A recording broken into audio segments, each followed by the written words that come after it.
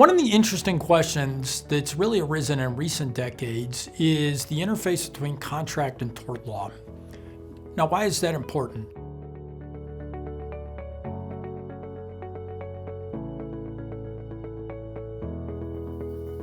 Duties under contract law are only assumed voluntarily, and you only owe duties to identifiable people who you understand that you're contracting with.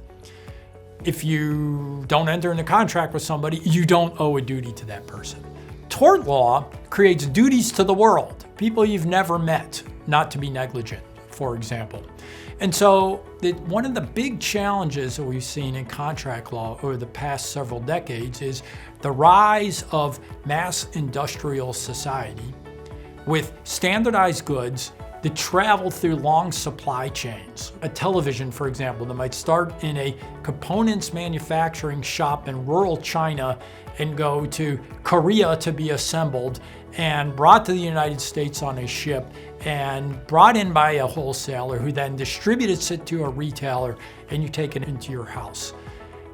If there's a defective product or defective part in that, it's not likely the retailer's fault. The retailer took a closed box. And so while that is a chain of contracts, it raises the question of what rights does the consumer have against somebody way back in that supply chain who is the one who manufactured the defective parts in the first place.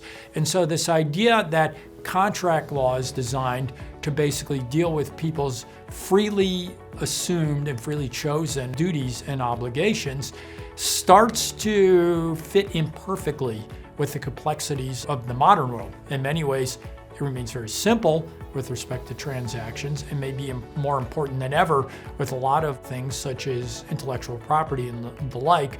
But at the same time, it starts to blend over into tort law when you start thinking about owing obligations to parties with whom you do not directly interact.